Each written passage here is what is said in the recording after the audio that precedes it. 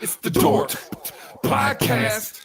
It's the Dork Podcast. Rich Keefe. It's the Dork Podcast. Hashtag. It's the hashtag Dork Podcast. Thanks for tuning in to another episode of Hashtag Dork. My name is Rich Keefe, joined as always by Davey Eyeballs. He is Riemann Von Demon. He is promo code Ron Von D. Y'all know who it is. It's Ryan. It's Ryan. It's my Ryan. My Ryan. Davey, how are you? I'm okay. There's a lot of hate in my heart. That made me feel good, though. That made me feel better. Good. So we are on post Bruins game once again here, and you are the hockey expert on the program. What are your immediate reactions to the Bruins Game 5 loss? 4-4 game if Tuukka stays in. We're going to overtime. We're not doing this right now if Tuukka stays in. What about the goals that he allowed? The goals that he allowed, 3 of them were on power plays. One of them was so you had, who was it? Sean Corrali, blind backhand pass. I had a text exchange with my father and it said, if I have to see one more blind backhand pass in the zone or 2 defensemen below the faceoff circles, both of them with their backs to the slot, I'm going to throw my remote through the TV. Wow. And he goes, how many times did I tell you that as a kid? I go, enough that I'd remember it. And I was 9, by the way. That's right. You took that lesson with you into adulthood. Now, what about, there was one that just whistled right by his face. Is that one that he's supposed to have?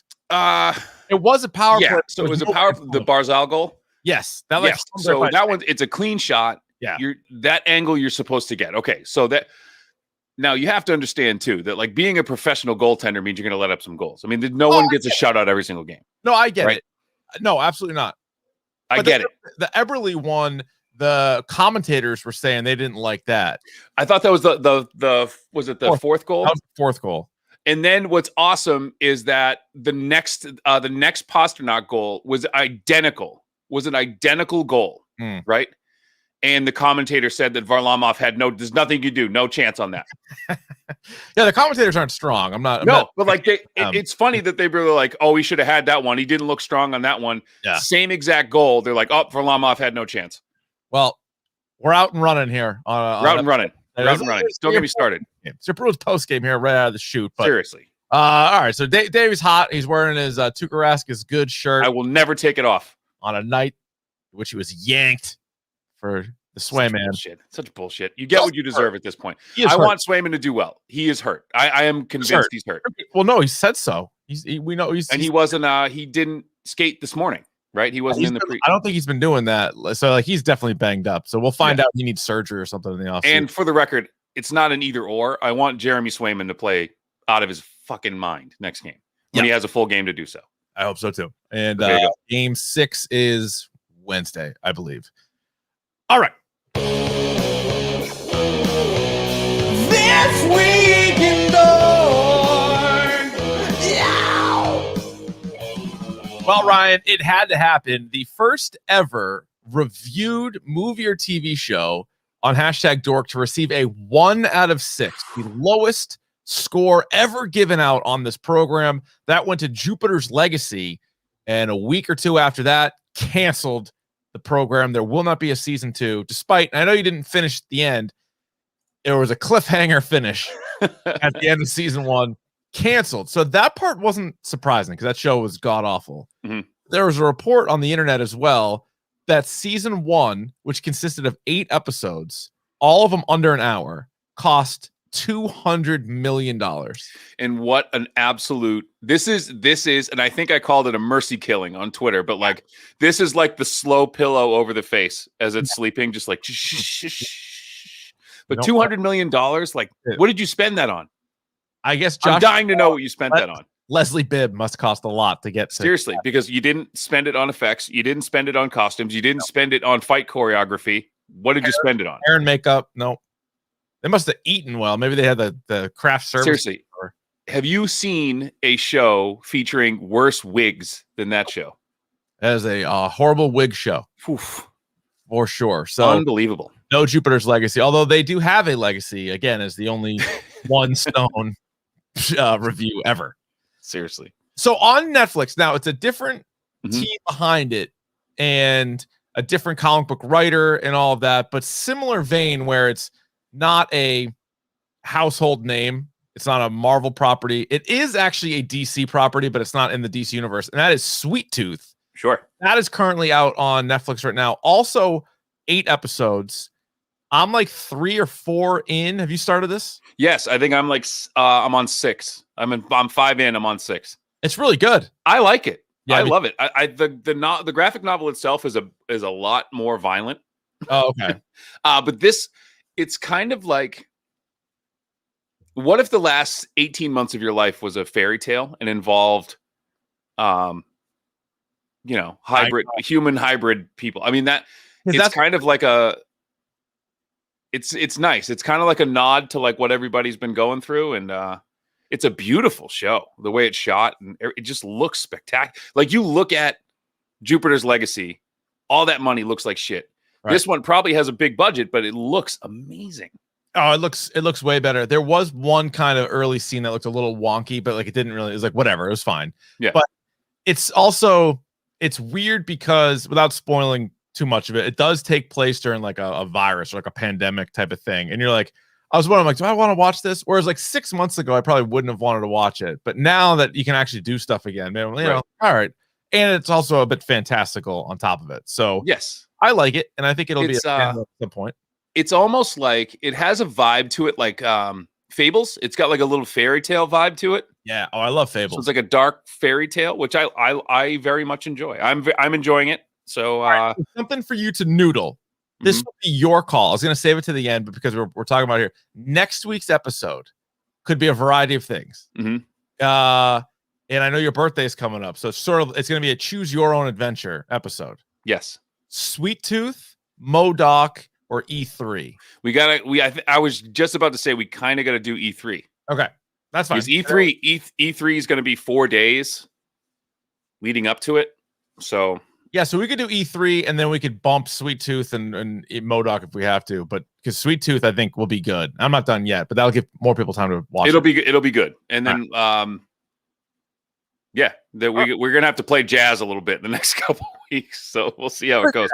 I had to get this mic, so I figured I would get another mic just so my wife could have a mic when she needed one. Oh yeah, right. Smart. But this one, not to give too much away, but it is both US has this connection, but also has a USB connection. XLR or USB. How do you like that? Jeez. So if I'm on the road, I can take my mic anywhere. You're a Swiss Army knife. Seriously. That's the only reason I got this mic. But yeah, so when are we going to record next week? We'll figure it out. All right. TBD. All right. Loki comes out this week. Episode 1 of Loki comes out on Wednesday. I know reviews are out. I won't read them. I will not read them either. I'm sure it's good. I'm not going to read the reviews. I want to be as much surprised as possible. I probably won't be. But anyway, Loki episode 1 on Wednesday. And or are they releasing more? No, I think it's just the one, right? Are they releasing a couple at once? I think it's because it's shorter, so it's just one. Oh, good point. It's only 6 episodes, like Falcon Winter Soldier. So yeah. The Bad Batch. I actually haven't watched this episode yet. Me neither. I'm too behind, but like it's fine. It's good. I hope it gets better. Yeah, and so maybe it happened this episode, but I don't know. So let me ask you this. I meant to ask you before this all began, but we've seen some crossover characters, right? There was a character from The Mandalorian. There was a character from Rebels. There's obviously Clone Wars, but do you think in this season we get Grogu? Good question. Does Baby Yoda appear on this show? I'm going to say yes. Because he's alive. Yep. Right? Because when at the end, the Bad Batch is somehow responsible. This has been sort of an internet scuttlebutt conspiracy theory that maybe they save them or they have something to do with them. So they have something to do with leading up to the Mandalorian, like they have something to do with it. Something like that. Yeah. I would love to see a live action Bad Batch at some point. That'd be cool. I wouldn't be surprised if they did. You would have to cast it. Would it have to be the same actor for all 4 roles? Not for Bad Batch. Or like that group of Bad Batch, like the clones. Yeah. Yes, the clones they already would be, and they've done that, right? But they wouldn't need to for Bad Batch. They're also different looking. That I think you could. Yeah, but they're different looking. But are they still technically the same person? They're just different. Yeah, I guess. Yeah, you'd have to tweak it a little bit. Yeah, I don't know. We'll figure that out. This is a good month of television, by the way. Not only do you have Loki, Sweet Tooth is out, Bad Batch continues, and season 2 of Dave hits the screens June 16th. The trailer came out, and it just looks like more of the best time. I immediately thought of you because I knew, and correct me if I'm wrong, but I knew you were going to laugh when he said, I got a cream. Like, you have spent $1,800 on sex paraphernalia since we got this advance. And he goes, I got a cream. Got a cream. Fucking lost it. Absolutely lost it. He's got a cream. And then you see Kareem Abdul-Jabbar pops up in this thing. Yeah. Like, what? Where's he been? So, pretty, like, I just can't wait. The group that he has is so good with Mike and Gata and Els. Hilarious. Yeah. I absolutely love the show. Could best be described as, in one word, it is a delight. Oh, everyone on the show. There isn't one unlikable person on this show. You care about all the characters. It's funny, but it also has feelings, and he'll mix in like a sweet freestyle or rap song every once in a while, which I want a bunch of, by the way. I would, if there is 10 episodes, don't you want like six freestyles? I want him rapping for at least 30 seconds in every episode. Yeah, there you go. That says it better. Yeah, that's what I want too. That's what I want. Like, because he's so good. But that's what you gets lost in the mix, because he's so funny, but he's also really good. Oh, he's incredible. And like that's what makes it. And the best is, so Lil Dicky plays himself basically, and then Gata plays himself, and then you have a couple other actors, but those two guys are just doing their own thing. Like, I love it. I love it, love it, love it.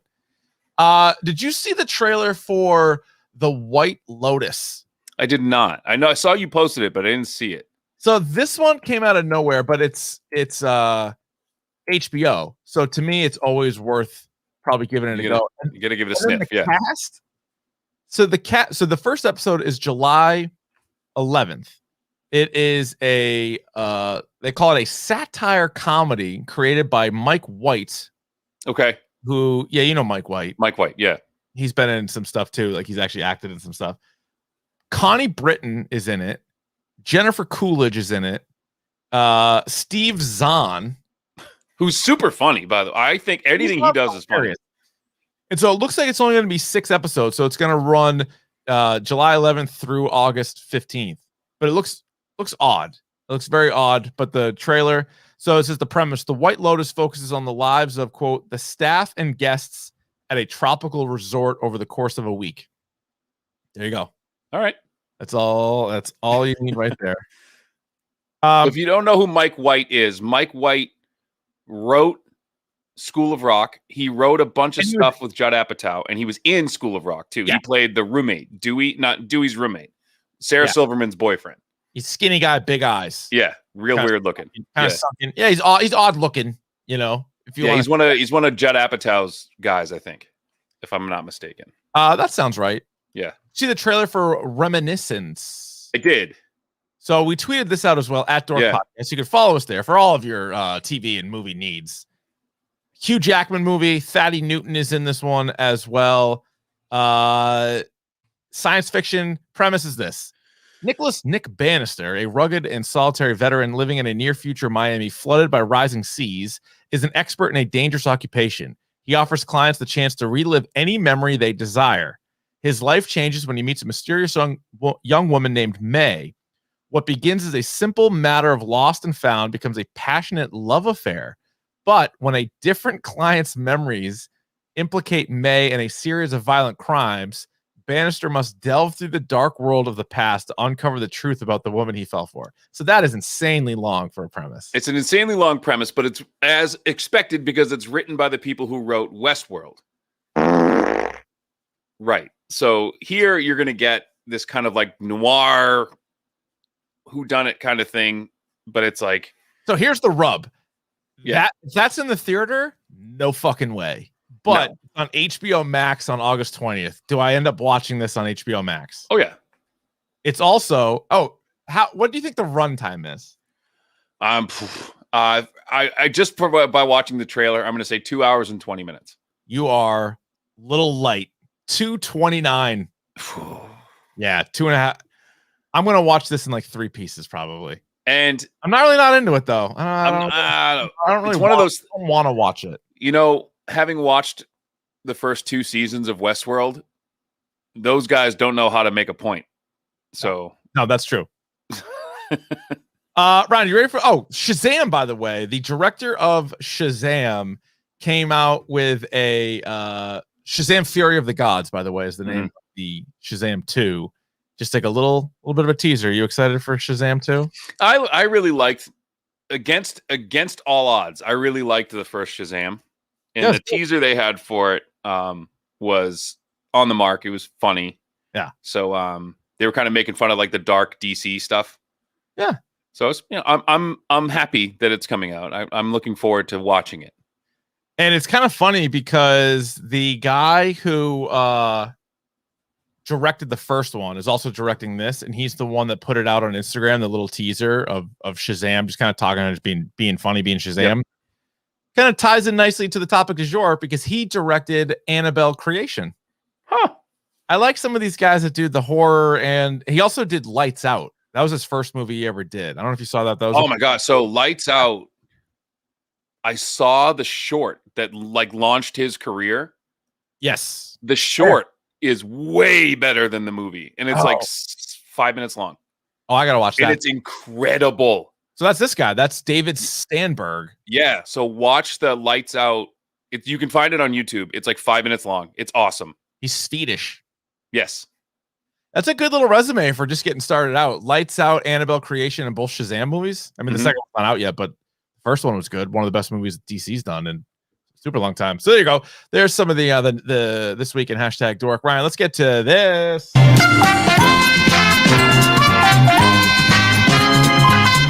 right, this is a little segment we like to call Should I Have Bought This, where you, the listener, send us, the podcast host, a picture of a item that you have purchased. You have to tell us how much it is. It has to be $25 or more. The photo and a brief story if you would like. By the way, Should I Have Bought This is proudly brought to you by 47 Brand. Davey and I are both wearing 47 Brand hats. As always. 47brand.com. That'd be the number 4, the number 7, brand.com. And at checkout, enter promo code hashtag Dork for 20% off. It's a great deal. I got a Richmond Flying Squirrels hat going on right now. I have a Carhartt, a crossover with Carhartt brand old school Patriots logo.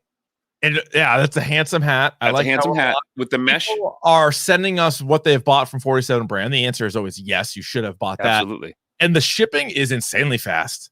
Yeah. Oh yeah. It's like 2 days. And except for the guy who bought like the Pittsburgh Pirates hat. What's wrong with the Pirates hat? Does anyone like that? Other than Chuck D? Does anyone really like the? Actually, Chuck D doesn't like the Pirates. There's a weird. You want an interesting bit of trivia? Sure. Why Chuck D from Public Enemy wears a Pittsburgh Pirates hat? They were the first major league team to start an all-black team, an all-black starting 9. Were they really? Yes. So that's why Chuck D wears a Pittsburgh Pirates hat. Who was the center fielder between Barry Bonds and Bobby Bonilla in the early 90s? Ron Gant. Andy Van Slyke. We were looking for Andy Van Slyke. I just wanted to say Ron Gant's name for some reason. I love Ron Gant. Ron Gant played for the Braves for a while. He did. Ron he Gant did. He was him and David Justice, and who was the other outfielder? Well, they had Otis Nixon for a bit. Then they had my God, Grissom for a hot second. But yeah, Otis Nixon was on a lot of those good teams. My father is famous for saying that Otis Nixon is so ugly that when he walks by you, your clothes wrinkle. It wasn't handsome. He's a terrible looking person. Yeah, he and Willie McGee both were off-putting to look at. tough to look at. They were tough to look at. And then I feel like around the infield, it was some combination of Fred McGriff, Mark Lemke, Terry Pendleton, and Jeff Blauser. Yeah, I think you nailed it. I think you went right to left. You went first base that way. Yeah. Yep. Anyway, all right. So Ryan, for this one, I actually have a little bit of a movie to show you. Okay. How do you like this? Let's go to this right now. All right. So what you're looking at here, don't worry about the sound or even the screen. Yes. And we're gonna have to describe it for the people listening to the podcast. For those of you in the chat, you can see this. And by the way, simple rules. Davey and I agree. It's a yes if we did, or a no. And if it's tiebreakers needed, we go to the chat. So what was the video for? I'll show you that in a second. I should show you the Okay. still first. So what we're looking at here is a TV screen. It looks like he's about to play Mass Effect, but notice the screen behind it, or the Yes. color behind it. Mhm. Very lit up. So Yes. this comes in from Adam, and he says, emails us dorkpodcast@gmail.com. My name is Adam, and I have a submission for judgment. It's immersion LED lighting by Govee, Govee. Yeah, Govee. Yep. A camera detects the colors from your TV, and the LED lights adjust to match the colors. And so you can see it here from the still. So now with that in mind, take a look at this again. So see how he's watching Star Wars and it changes to green, and then the back goes to green, then it goes to red, then the back goes to red. Yes. So basically you can light up your whole back wall with the color of your TV set. So the TV set's obviously whatever size it is, but then it kind of makes it look even bigger. It's kind of almost like I don't know, maybe a home theater type thing you'd want this for. He spent $80 on Amazon for the LED lighting. I initially thought pretty cool. I'd never seen anything like it. I mean, I'm sure people have it, or people have seen it, or are aware of it. So there's really expensive TVs that have this on it already. But this is it. It's funny. Like, you brought this up. I just saw this like a day or two ago on like an ad. Did you really? And I did, and I'm like, So I am aware of it. I haven't seen it in action. It does a really good job. Look at how quick that goes to so many things. And I would think with a technology like this, because it isn't super prevalent, that it would be more expensive than $80. I feel like $80 is a good deal. And I'm wondering too if now, because what happens with Amazon all the time, I feel like, is like something like this will come out and it's good. And then there will be like, if this is a 100, there'll be like a couple 85s that come out for like $50. That's people be like, well, it's almost as good. It's not as good, but it's like it does the job. A version for sure. Oh yeah. But for $80, I mean, think about it. Now, I have questions, and maybe I don't know if I have the answer. I don't know if you have the answer, but the questions I would ask, right? Does this work for any size television? Why do you ask that? I mean, I'm sure it's because as cool. I'm looking at what looks like a 32 to 40 inch TV right now, right? Yeah, maybe. Does it work on a 70-inch TV? Yeah, I bet it does. Because that would look kick ass. I bet you know what I mean? Yeah, I'm sure it does. But I mean, if it works on any TV or any monitor, for $80, and it looks like, I mean, I'm looking. There's a if that's the contraption on top of the TV, it looks like a webcam. Small little piece. I'm going with it. Yep. Good? Yep. This is how we do it. All right, there you go, Adam. You should have bought this. Once again, you can email your submissions to dorkpodcast@gmail.com. The price, a picture of it, and then if you'd like a brief story or description behind it. And once again, all that brought to you by 47 brand best hats in the business, aka hatsthatfit.com. Although don't use that URL, you won't go to their proper website. And Adam, by the way, it was Adam, right? Who sent this in? Yep. You can tell how successful that was by everyone in the chat. If you're not here watching it right now, was asking us for a link. Oh yeah, so they were all in. They're all in on it. So right. There was not a single person who was like, they're like, I need the link right now. That was unanimous. So that was a cool one. Thanks for sending that in. Let's get to this. It's time for Davey's video game minute. Even if it takes more than a minute. All right, Ron Von Don, what do you got? Well, first of all, what I got, this portion of the program is powered by Wild Bill Soda. Go to drinkwildbillsoda.com. Use the promo code RonVonD. Get yourself some nice soda pops for the summer. We got some beef jerky, some juices, some teas, some sauces for your barbecues. They got everything. Go to drinkwildbills.com. What's that? It's Arnold Palmer. Get yourself some ice lemonade. Those are actually really good, by the way. And they're great to mix stuff with. Yes, they are. Yes, I got a shipment coming this way. We got some drink mixes on the way. Go to drinkwildbills.com. Check them out. All right. So, as we said, the next week, we're definitely going to have to talk. Either half the episode is going to be the video game minute, because E3 is coming out and there are some really people are hyping shit up, Richard, and it's all virtual, so we can all watch it. So if you guys are fans of this podcast, I'm going to tell you right now, if you want anything to make sense, please watch as much of E3 this weekend as you can.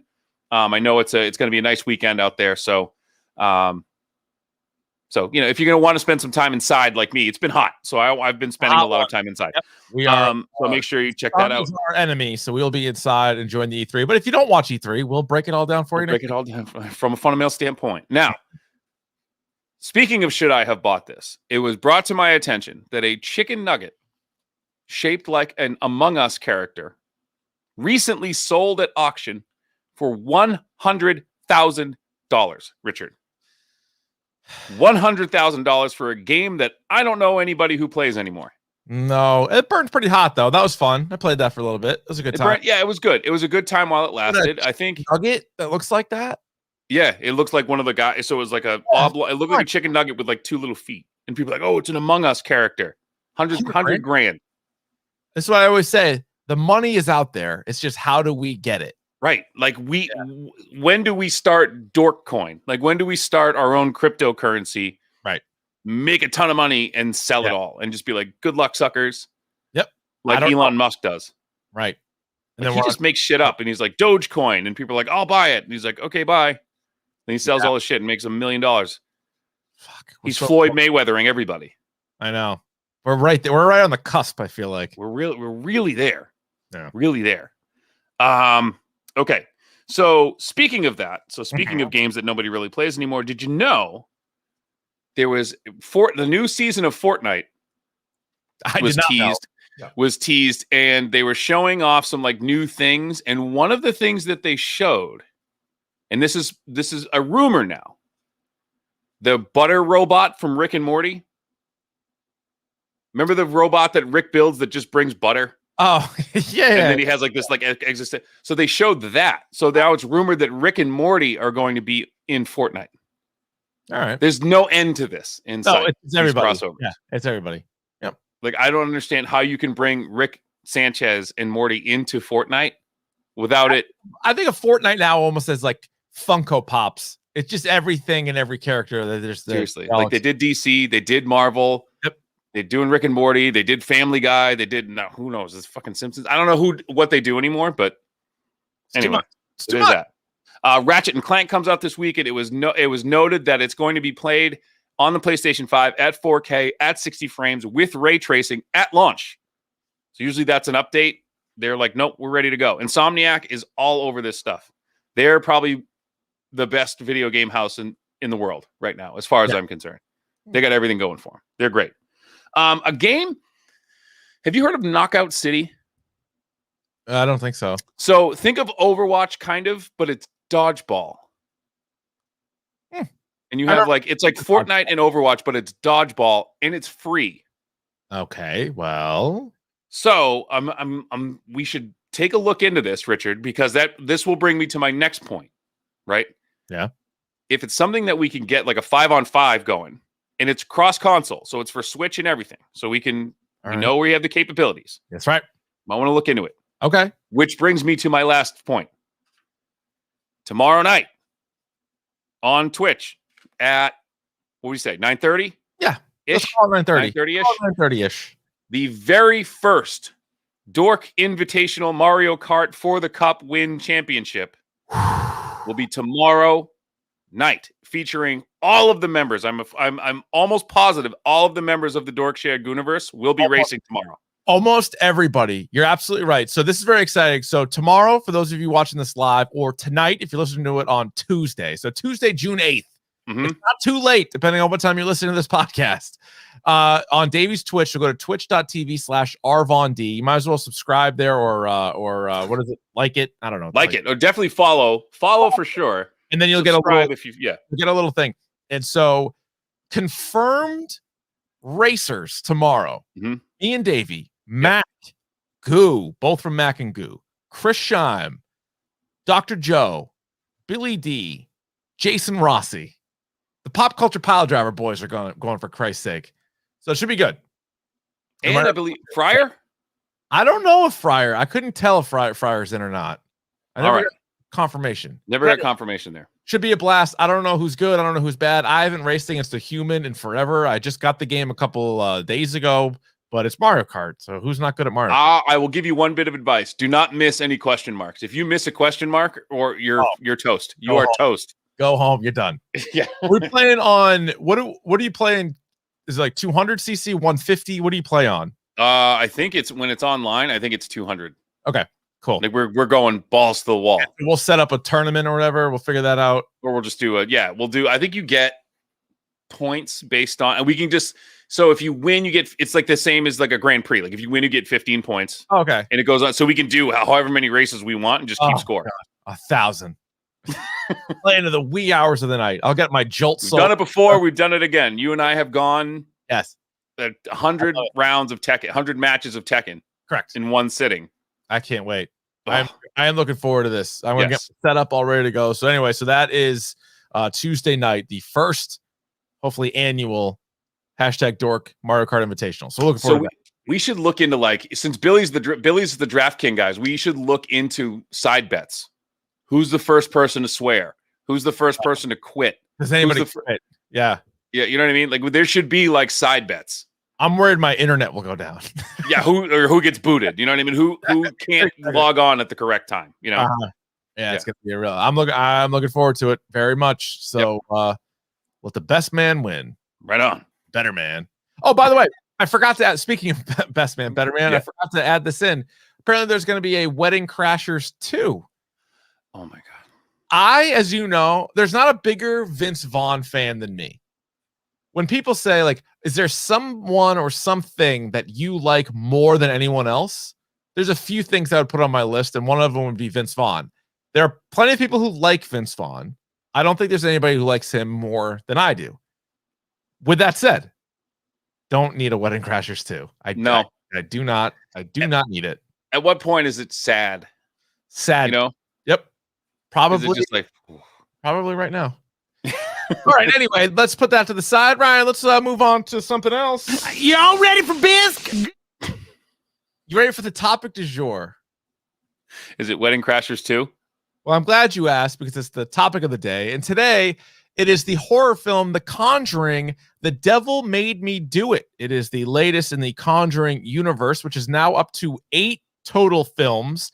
Technically the third Conjuring movie. It is 1 hour and 52 minutes in theaters and on HBO Max. Currently on Rotten Tomatoes, 59% by the critics, 84% by the audience. We begin as we do spoiler-free with our TV and movie reviews. Ryan, did you like it?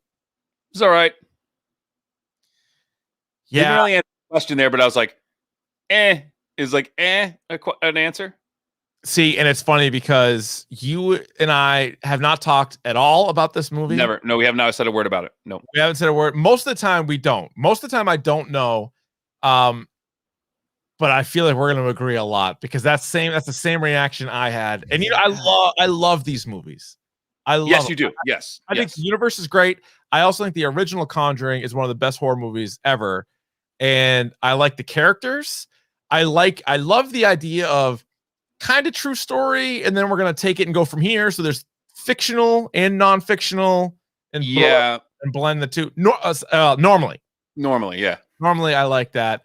It was definitely kind of like like I'm glad I watched it because I am a fan of horror movies, but I think it'd be hard to recommend to anybody who wasn't. It is the ultimate, if nothing else is on, movie. Like if you want to watch something just to pass the time. And I understand, again, I hate reviewing movies that are just like, if you got nothing else to do, it's fine. No, I know.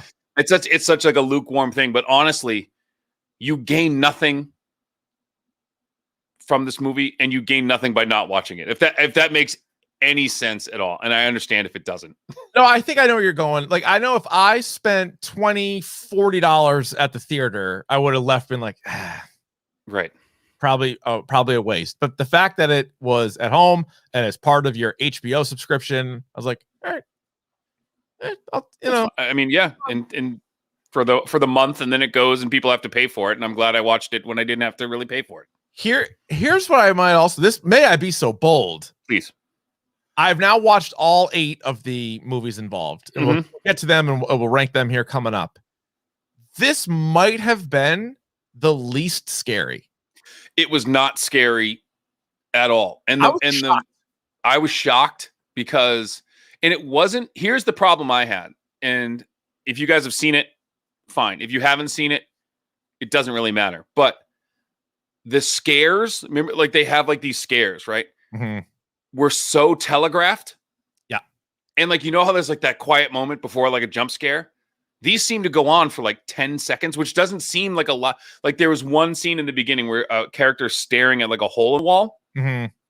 and he stares into it for like 10, 15 seconds, which is an obscenely long time.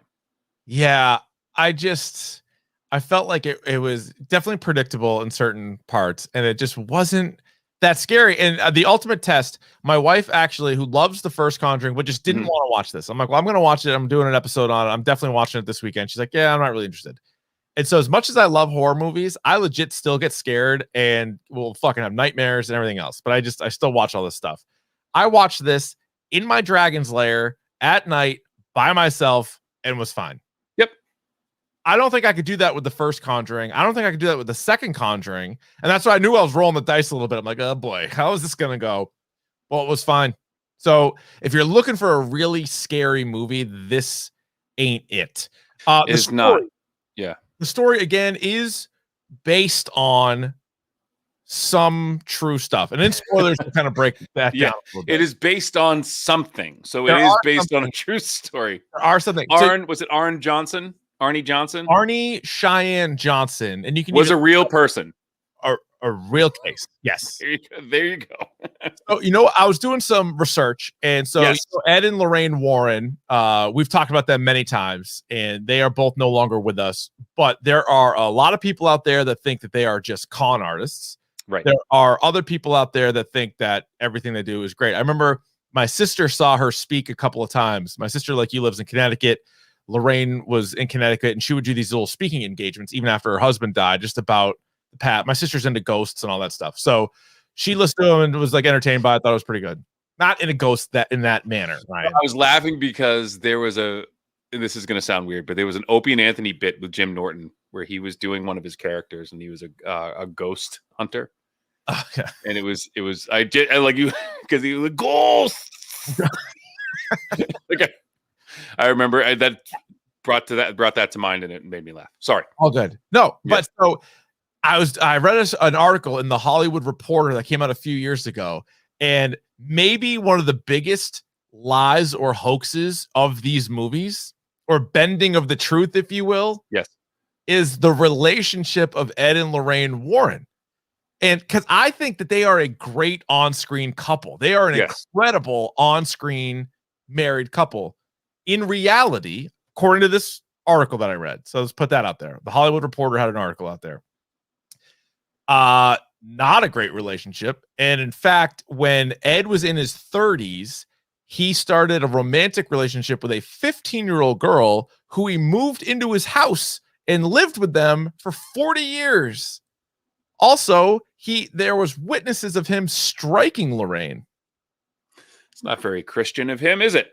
No. And like they've talked to people apparently. Now this is conflicted, but they've talked to people about like, this could make millions and like blah, blah, blah, like things like that. So sometimes when they would talk to somebody about these different things, because it is true, like the Amityville horror case, they brought Ed and Lorraine Warren in. This Arnie Johnson case, which you see in this movie, they brought him in. That family in London from Conjuring 2, the Perrin family from Rhode Island for the Conjuring 1. That's all real. Like they really went and talked to Ed and Lorraine Warren.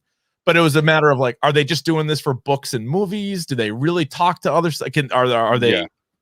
There's a lot of questions there anyway. Yeah, and it's funny too because I did my own research, as I do like to research, and there was, so David Getzel was that the kid's name in the movie?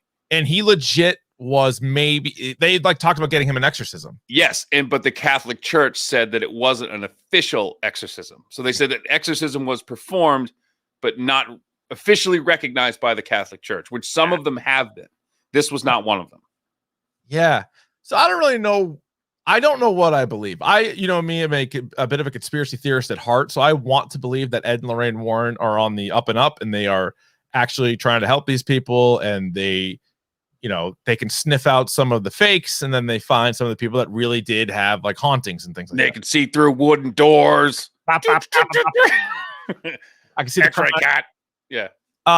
So anyway, the characters, I thought, again, it's because you have Ed and Lorraine Warren, and whether real life or whether they were the movie version of them are great. And so Patrick Wilson, Vera Farmiga, they're back for this, and I think that's the strongest part of the movie to me. Yeah, and there was one thing that I thought was dumb, and this isn't a spoiler. There's like this weird side story of how Ed and Lorraine met, which was super dumb. Yeah, we didn't really need all that. No, that was just filler, and it meant nothing in the end. Yeah, that was weird. Yeah. All right, Ryan. Conjuring Universe. Yes. Ranked. There are 8 movies. Have you seen them all, by the way? I have not seen all of them. I think I was looking at your notes. I think I've seen 4. Oh, okay. So here are the movies, by the way, and this is kind of a fun thing. But there is a clear number 1. It's not debatable number 1. Not debatable. And it is objective, not subjective. That is the first one. By the way, this is the highest grossing horror franchise of all time. And I'm told there are 2 more spin-offs coming. There are potentially 2 more movies, The Crooked Man and potentially a Nun sequel. So there are 8 movies, and this is kind of a cool way of looking at it too, because there's the way in which they came out in theater, but there's also the way in which they were set in the movies. Yes. So someone posted it. Oh, my sister sent it to me. Oh, yeah. You can watch them in chronological order. So this would be the order. Yeah. The Nun, which took place in 1952, Annabelle Creation, 1955, Annabelle, 1967, The Conjuring, 1971, Annabelle Comes Home, 1972, The Curse of La Llorona, 1973, The Conjuring 2, 1977, and then The Conjuring, The Devil Made Me Do It, 1981. So that is the most recent. That's the one we just saw. So they are all available on HBO Max, by the way. So if you want to watch these, they're all available on HBO Max right now. So the only one I hadn't seen prior to this weekend, besides the new one, was The Curse of La Llorona. Yeah. Or Llorona. La Llorona, yeah. So that's the worst one. And here's the deal. This automatically that's bad. Here's like a kind of a spoiler for that. Not really. Yeah, kind of. On how they're linked. The priest from Annabelle is the priest in this movie. And that's really it. Like he tells them a story, because The Curse of La Llorona is really a Mexican folklore type thing called the Weeping Woman. Like the Weeping Woman, this beautiful woman murdered her kids, and now she goes around and at night will grab your kids. So what you do is you tell your kids, if you misbehave, the Weeping Woman's going to come for you. Oh yeah, it's a fucked up story. It's a folklore thing, but the movie's not very good. But anyway, it's like a surprise connection, or at least it was supposed to be, but apparently audiences didn't care. And it's almost like some of either 10 Cloverfield. Remember where it's it was written not even to be in the universe, and then it's oh, let's make it a sequel. So it's the same with this. That's why it's very different than the other ones. But I've seen them all 8. Here's my ranking. Conjuring, number 1. The Conjuring 2, number 2. Annabelle Comes Home, number 3. Annabelle Creation, number 4. This movie that we just saw, The Devil Made Me Do It, 5. The original Annabelle, 6. The Nun, 7. And The Curse, 8. Okay, so I've seen all 3 of these Conjurings with Patrick Wilson and Vera Farmiga. I've seen those 3. So, and I've seen Annabelle. So I would rank them a little differently. Okay. Number 1 with a bullet is the original Conjuring. That, to me,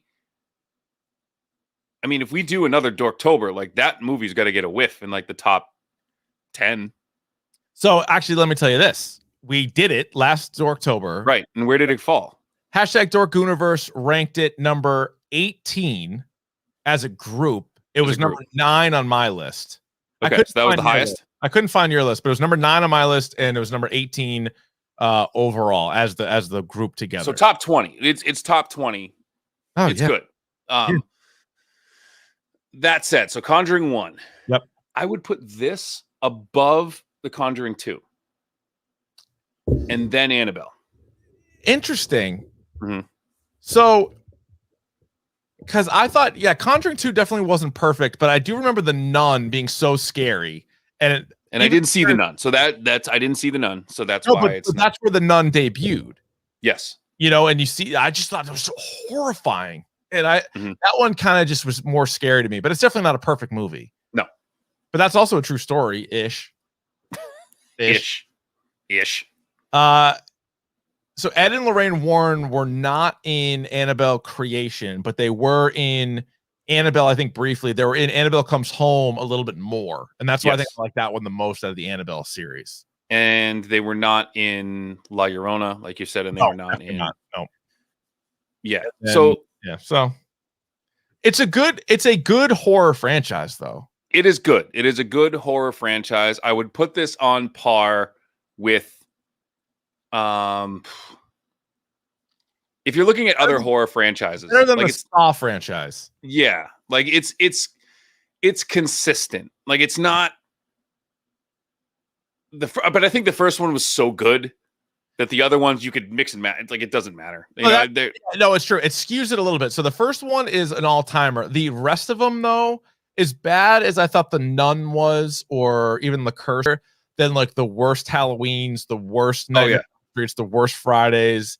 Was it Jason Takes Manhattan? Remember that movie? Yeah. Where he uppercuts the kid's head off. Massacres. Like that's the thing with horror franchises, is there is a lot of garbage, like just money grabs. And I'm not saying that some of these weren't money grabs, but they're a little bit better. And so that's that. I wouldn't, like I said, I wouldn't call it a must watch, but if you are a horror fan, then I think you're going to dive in. What would your hashtag Dork score be? 3.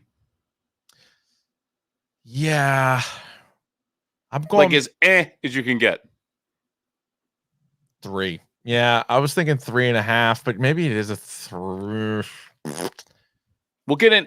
I'll make my case for a 3, and maybe you can change your mind by the end of the episode. I'll make my case for the 3. I'm going to give it a soft 3.5. That was sort of my takeaway when I was walking away. I'm going to go soft 3.5.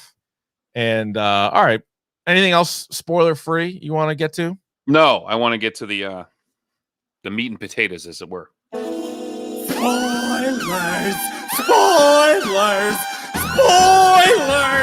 Here come the spoilers! All right, Ryan, when you take a look at this story, part of it is true, part of it is not true. So at all. Well, yeah, but that's kind of the thing, right? Right. No, but I feel like it was misleading at the end. Like the way they worded how they do like the after movie, and then this happened, like Aaron Johnson received 5 years for manslaughter. Like, hold up. Yeah. Right. It had nothing to do with Ed and Lorraine Warren. Actually, their demonic stuff, they were brought into that trial to speak on behalf of, because when they did the exorcism for David Getzel, Lorraine witnessed Arn saying, "Take me, take me, take me." Right. Right. The judge threw all of that out. Correct. And then said, okay, we'll buy the self-defense thing because Arnie did kill his landlord and stabbed him, but they claimed it was self-defense. So they were able to prove that, and he got 15 to 20 years for first-degree manslaughter, served 5. 5 years. Still pretty crazy. So the Warrens did not have anything to do with him getting off a murder charge. No, but they did talk to him, and therefore they did talk to people. And there's that scene at the end. They're doing like a TV show, and it legit is known as the "Devil Made Me Do It" case, because that was sort of what their original plan was going to be. Is like, oh yeah, he was possessed. The devil made me do it. And it is true that his wife, and at the time his fiance or whatever, her brother, little David Getzel, did have something where they thought about bringing in the exorcism. They thought he was possessed, and I would dare say the best part of the movie was at the very, very end, where they played audio from the actual exorcism. Right. So that goes further. Did you know that David Getzel, so he was never pictured in the movie, had a younger brother? That younger brother went on to sue Lorraine Warren because he claimed that was all bullshit, and that he actually had to leave the state in order to get away from that story. It was thrown out, but like the fact that they did this whole thing with that family and the younger brother was never in the movie.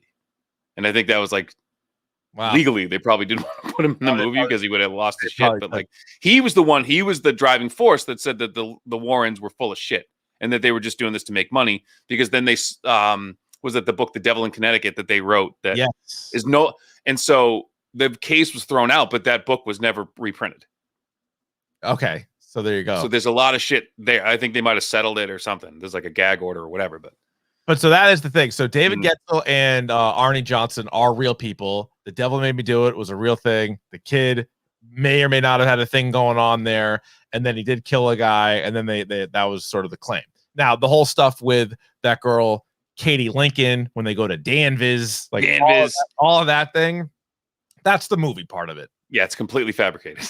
That never happened. Like, so in Conjuring 2, so the Conjuring 1 is all about the Perron family, which is legit. That's a real thing. That there's a house in Rhode Island about it. And those kids, I think, are a little bit more, if I believe, open-minded when it comes to Ed and Lorraine stuff. Like, I think they've actually, don't quote me on that, but that's the whole story in that one. The second one, they open with like the Amityville horror thing, and then they go to London, and both of those stories are real. Again, there's creative license throughout. This one's sort of different. It starts with like that real story and then pivots to like, oh, this story was similar, and then you get into like this whole summoning of the demons. And here's where it loses me, and because I have one question for all this. Yes.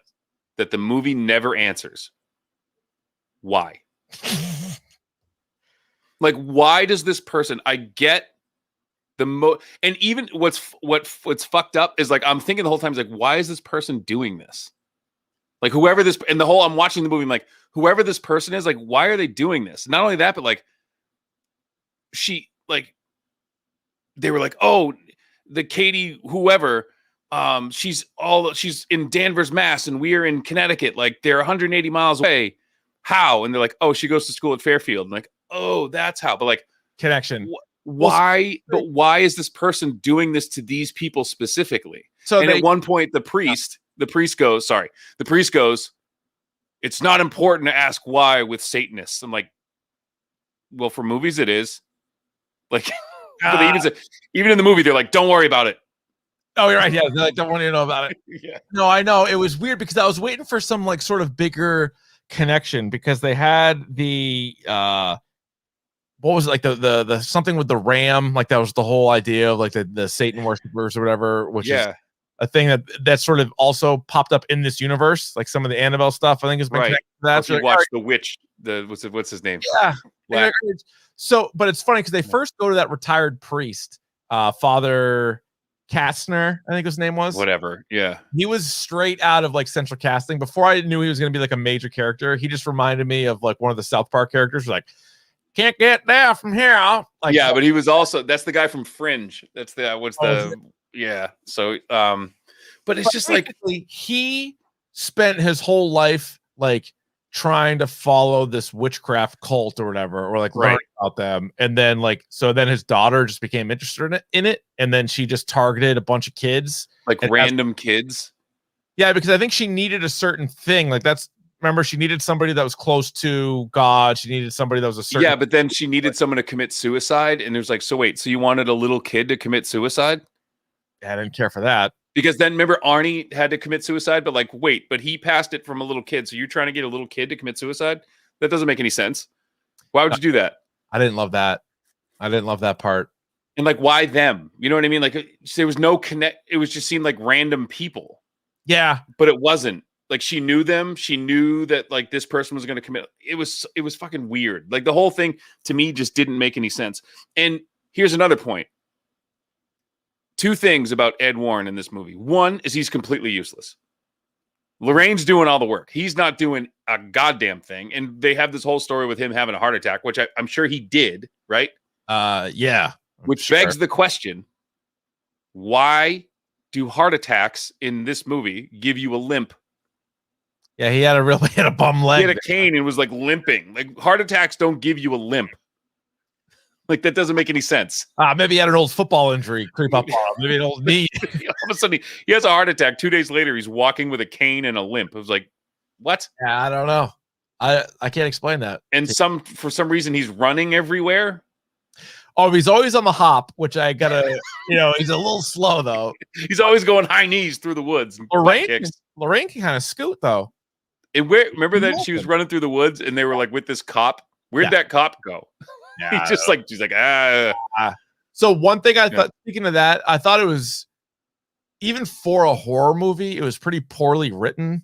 Oh God, yeah. Like there was the one scene, it was actually that scene when they're running in the woods and the cop looks at Ed and he's like, what, are you worried she's going to be wrong? Long pause. Then he looks at, no, I'm worried she's going to be right. It's funny. It's funny you mentioned that because I actually, when she said, oh, what are you worried she's going to be wrong? And I go, no, he's worried she's going to be right. I actually said the line before he said it. There was like 5 of those in this movie. Yeah. I'm like, okay. But it reminded me of Mac from It's Always Sunny in Philadelphia when he's like, movies are so confusing. People don't know what's going on. So you got to keep like reminding them what's going on. Like, this movie like that too. Like where they would stop and like explain to you again what was happening. I'm like, yeah, right. I didn't buy. And again, you need to have a bad guy. They need to have some sort of motivation. And it was just like, this chick just grew up around this stuff and was like, just wanted to try it out. And then there was like in the beginning, there was like a scene with like her around I feel like there was a scene around her with like with a group of people. And I like there was like that flash with like Lorraine when she was doing that, and she was like in a table with like a group of people, and then they just like threw that out. Like, don't quote me on that, but I honestly think that happened. I think so. I also feel like, and maybe they just wanted it to be a little bit more fantastical, but there's probably more to kind of dig into. If the movie was the kid's exorcism and then Arnie killing the guy and then like sort of the defense of why Arnie was possessed and wasn't, but like, I don't know. I think that's like more interesting. And they kind of like brushed through that to get to this other witch thing. Yeah, this like weird witch thing. Like, I don't. And then they could see each other. Like they could both kind of. And she's like, it goes both ways. I'm like, what? That was another. You're just making this shit up now? That was another example of like explaining the movie. Yeah. Oh, the curse goes both ways. Goes both ways. Like, yeah. I got it.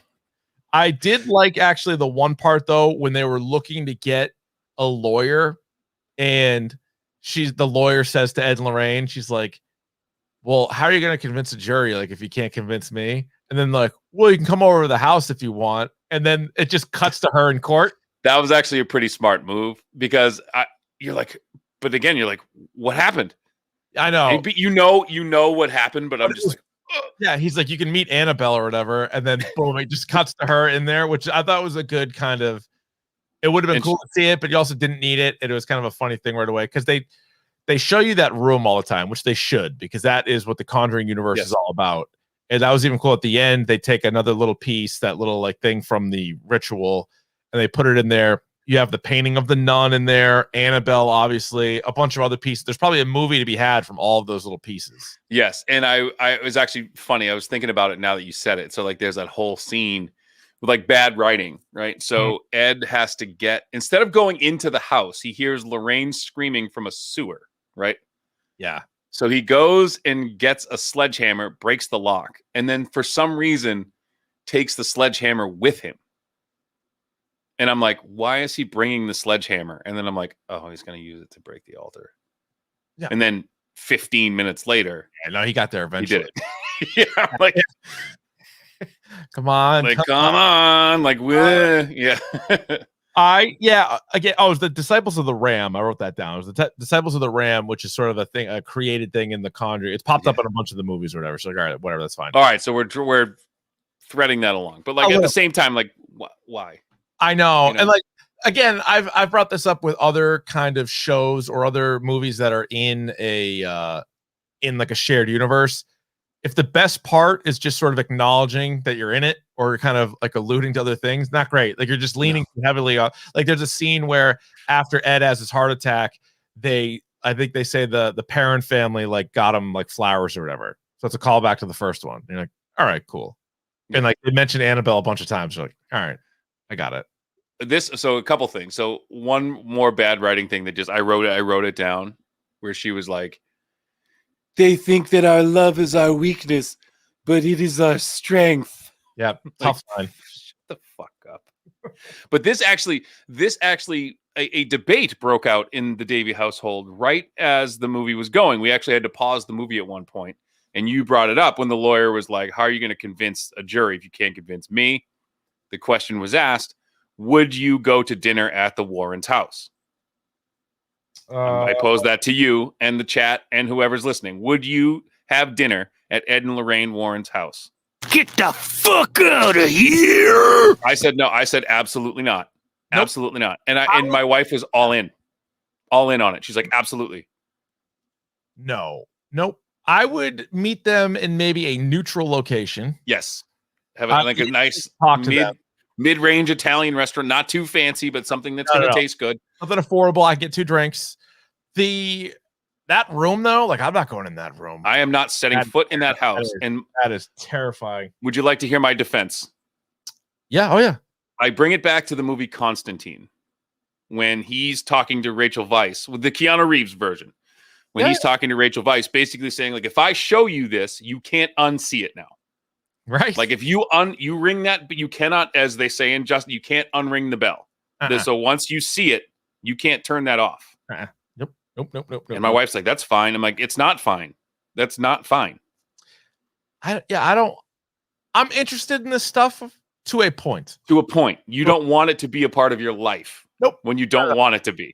I think it's interesting. You can read about it, maybe other people's experiences, but no, I don't want to be. No, I don't. The cork does not go back into that bottle. I'm afraid. Cannot do it.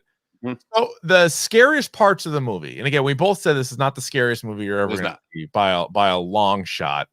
I did like early on in the movie David Getzel when he is possessed and he runs into the bathroom and he hides in the tub, and then he looks up at like the shower curtain bar. Yeah.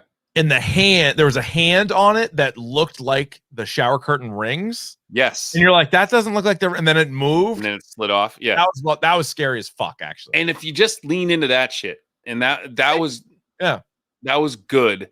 The herky jerky movement stuff always kind of makes me uneasy, but the only thing that I didn't like about it in this movie is the sound that it made was very distracting. Oh yeah, okay. Where it just sounded like someone constantly like cracking their knuckles, like it was made it goofy. And it is like I don't know if they just like what their wheelhouse is, but it seems like some of their scares we sort of said not only are they predictable, but it's just sort of like all right, there's an entrance down there, no one's going to be in that entrance. Okay, now there's somebody in that entrance, you can't really see them, or like it was like, oh, I'm looking this way. Oh, it's behind me. Like, just I've seen enough of these fucking movies that I know, and they love specifically in this. Yeah, specifically the it's not psycho, but what am I thinking of? Like the paranormal horror movies. Like that's just a trope that we need to get away from. We need to find more creative ways to scare people. And I thought, to me, it's the subtle scares. Like and this isn't that subtle, but like the shit that really creeps me out. Think of The Exorcist, right? Which is another one of these. At some point in The Exorcist, there's just that like really fucking creepy face. Yeah, horrifying. Scares the shit out of me. Horrifying.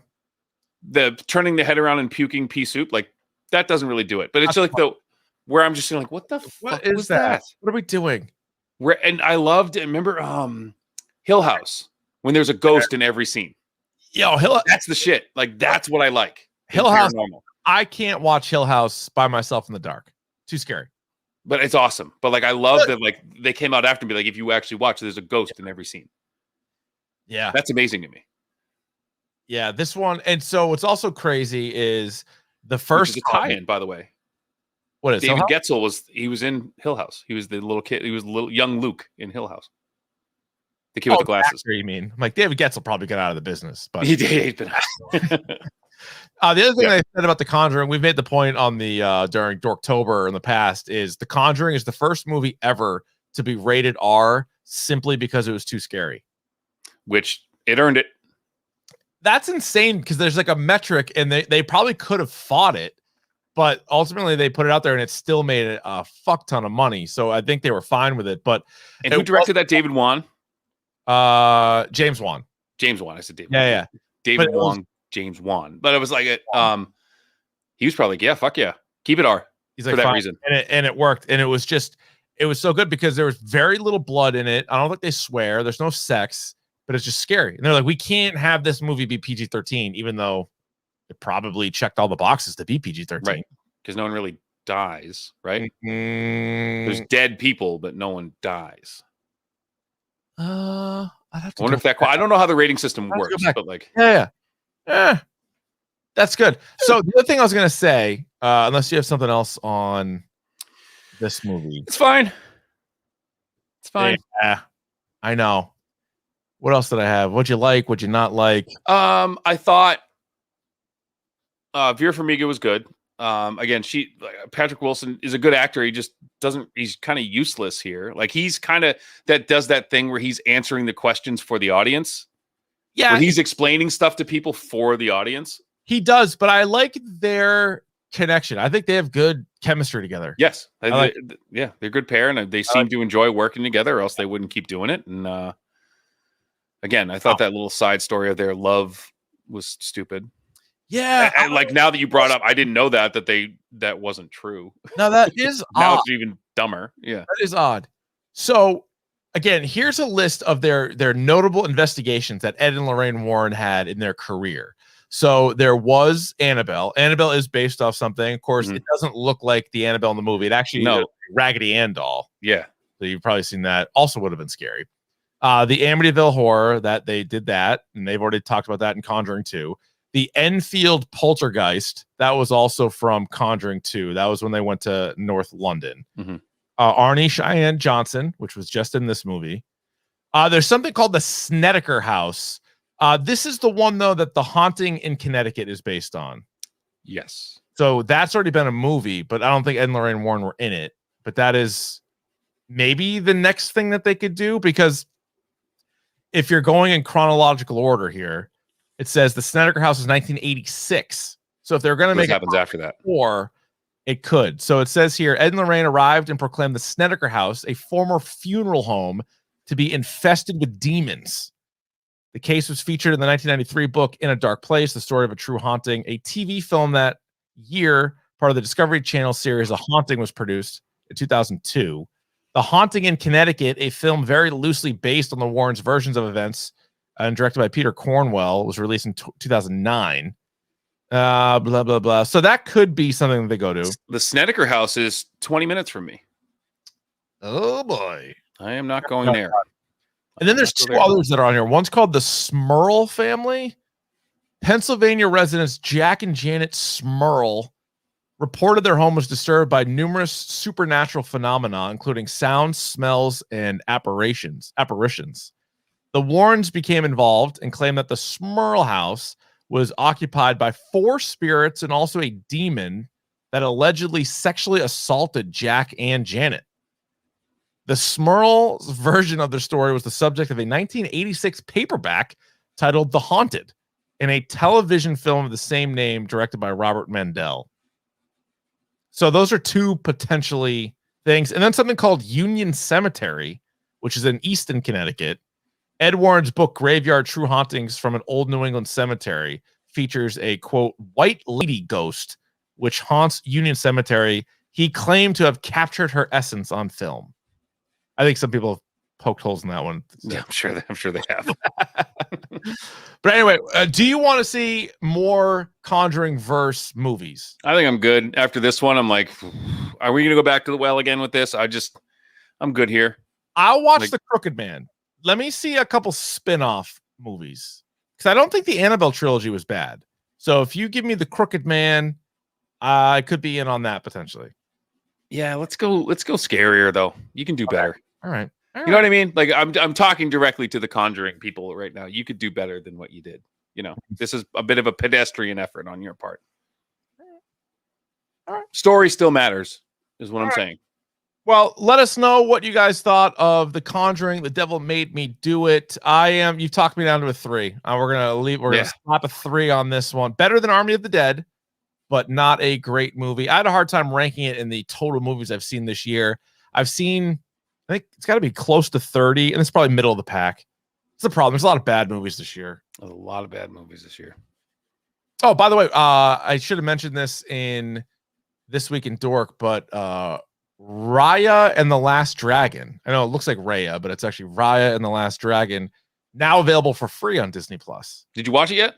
I watched the first 45 minutes because I watched it with Cece. Yes, so she liked it. Pretty good.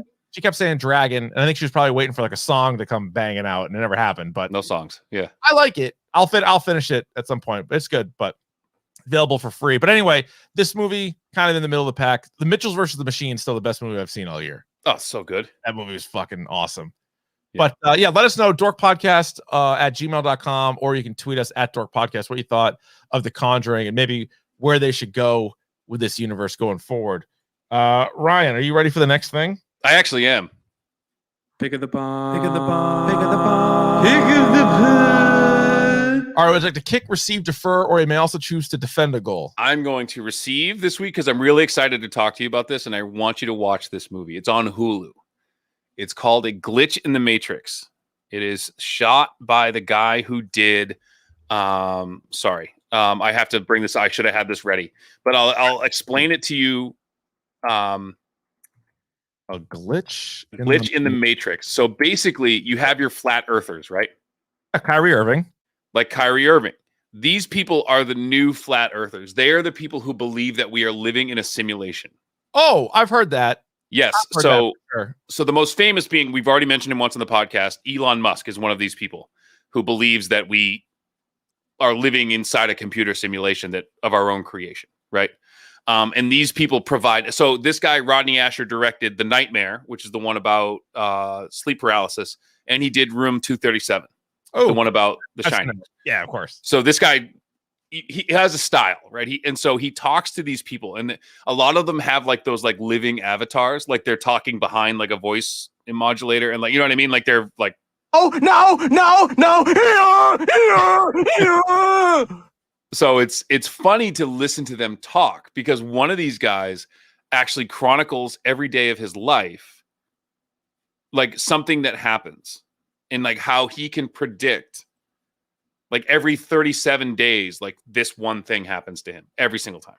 And he doesn't know if it's like his own creation subconsciously or like it's programmed that way. Crazy. It's fascinating. Like I don't believe a word of it. Crazy. I'm just saying, like it's interesting. It's one of those things that I think you would really find interesting because these people, they believe what they're saying, but they're not crazy. No, yeah, I didn't mean crazy. I just meant it's no. Like flat Earth. Like I do not believe the Earth is flat. No, I don't believe that either. But I love listening to people tell me how it's flat. Yeah, I love listening to it. You know, so I'm all it's ears. On that level. You know, where you're like, please. It's funny of all the different like conspiracy theories that are out there, that one bothers my wife the most. I'm like, people think this is just like a simulation. She's like, I don't want to even hear it. Like she gets mad when you bring it up. I'm like, so you should watch it because these people are like dead. They're dead set. Yeah. So check that out. All right. All right. So I saw you tweeting about this. I've mentioned this several times during Pick of the Pod, but there keeps being new episodes. So I'm going to bring it up again. And that is Dark Side of the Ring on Vice. There's also a bunch of episodes on YouTube. And Davey, you just said it's also on Discovery Plus. Discovery Plus. Yep. So there's 3 seasons. Well, they're currently airing the 3rd season now, Thursday nights on Vice. And it is fascinating. So I only have access to the first 2 seasons. So but I jumped in, and the first one I watched because I know the story is the one with Dave Schultz where he slaps the guy. Yeah. Dr. D, where he slaps the reporter in the face. Like I watched that one and I'm like, okay, like that's awesome. The first season is only 6 episodes. So it's The Match Made in Heaven, Randy Savage, Miss Elizabeth, The Montreal Screwjob, The Killing of Bruiser Brody, The Last of the Von Erichs, The Mysterious Death of Gorgeous Gino, which is Gino Hernandez, and The Fabulous Moolah. Then season 2, it opens with a 2-parter on Chris Benoit. I know you don't want to watch that. I'm not watching it. The Life and Crimes of New Jack, which was awesome. That episode was incredible. Yep. The Brawl for All, which if you guys I knew. Oh my god, I can't wait to talk about this one because I fucking knew what happened to Bart Gunn. I knew that was the reason that happened. Yeah. In my mind, I'm like, they did that on purpose to him. So that was during our heyday of watching wrestling when they decided, hey, we're going to have these guys actually fight each other for reals and they're going to box. And then they wanted one guy to win. Clearly he didn't. And then the fucking Bart Gunn wins. And like, let's have him fight Butterbean. But anyway. They made him fight Butterbean. When we watched that for real, I thought like his kid, I thought Bart Gunn was dead. Yeah. Oh yeah. He hit him so hard. His career was. Right. He knocked the career right out of Bart Gunn. Bart gun to your head, Billy gun to your dick. What would you do? If you were not fight Butterbean. I'd be like, fine. I'm out. You want me here? I'm gone. I'm sorry. How good was it when Johnny Knoxville fought him in that sporting goods store? And then he says, he's in the hospital or he's in the ambulance getting stitched up. And he goes, is Butterbean okay?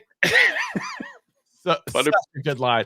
He has did like, that knockout. He's like, he's like his brain is like shut off. Yeah. That's bad. He goes, is Butterbean okay? Fucking amazing line as he's clearly concussed. So then from the Brawl for All is Jimmy Snuka and the death of Nancy Argentino. The assassination of Dino Bravo. Dave Schultz, the one that you mentioned. Cocaine and cowboy boots. The Herb Abrams story. Did you watch this one? I tweeted about it and I said, if you do not cast, I had the perfect screenplay for this in my mind. You cast Jonah Hill as Herb. Yeah. And you have like Clue, you have 4 endings. Because nobody knows what happened in that. I'm not going to give it away, but like nobody knows what happens to this guy. And one of them, he's still alive. But watch that one. So that is on. It's about this guy Herb Abrams. Gresh was telling me all about this one because I'd never seen it, and he was before I watched it. No, I went and watched it after. And it's on the UWF, which was a fucking promotion that ran from 90 to 96. And it's like all these guys that you know, but you definitely don't remember the promotion. Then they did The Last Ride of the Road Warriors, Hawk and Animal, The Final Days of Owen Hart. That was a tough one to watch, but I watched that one. And then so far, season 3, a 2-parter on Brian Pillman. Awesome. Mm-hmm. The Ultraviolence of Nick Gage. He's one of these deathmatch guys. So he was in the one with New Jack, right? Nick Gage, probably. I think they talked to him like briefly. I bet they did. I haven't watched the New Jack one in a while, but by the way, yeah, how you don't cast the Sandman in Mayor of Easttown? Did you listen to him talk? Oh yeah. He has the fucking Delco accent, like worse than anybody I've ever heard. Just incredible. Oh, you don't even know New Jack, man. So New Jack was crazy, man. Something in the water down there. The death matches, fascinate me. They're not for me. I don't think I could. But then yet again, I think about them all the time. There's a lot to them. But watch the Nick Gage one. Then Collision in Korea, in the mid '90s. They just took all these WCW wrestlers and went to North Korea. So I haven't seen any of these yet. I gotta figure it out. Then they did an Ultimate Warrior one. They did a Grizzly Smith one, which was the father of Jake the Snake Roberts. Yeah. The worst guy ever. The fucking worst guy ever. The rest of the season they have includes Dynamite Kid, Luna Vachon, The Plane Ride from Hell, which you've probably heard pieces of. That they were all just like the flight was delayed. They were all drunk. Like all kinds of stuff went down. Like just messing with each other, and it's like a disaster. So anyway, watch as many of these as you want, and then I'm ready to do an episode on this at any time. I can't wait. I can't wait. Not a lot, but I cannot wait for that. So next week will probably be E3. We're thinking. Yeah. All right, you guys know what to do. You can rate, review, subscribe to the podcast on Apple Podcasts, everywhere else. dorkpodcast@gmail.com for your Should I Have Bought This submissions. At Dork Podcast on Twitter and Instagram. Check out Davey, twitch.tv/RVonD. Subscribe tomorrow to the night channel, and we got the Mario Kart Invitational, which is going on right now. If you're listening to this at 9:30 on a Tuesday night, so flip over there right now. Ryan, that's gonna do it. You got anything? What do they say about wombats? They got square poopies. It's Ryan. It's Ryan. It's my Ryan. My Ryan. My name is Jeff.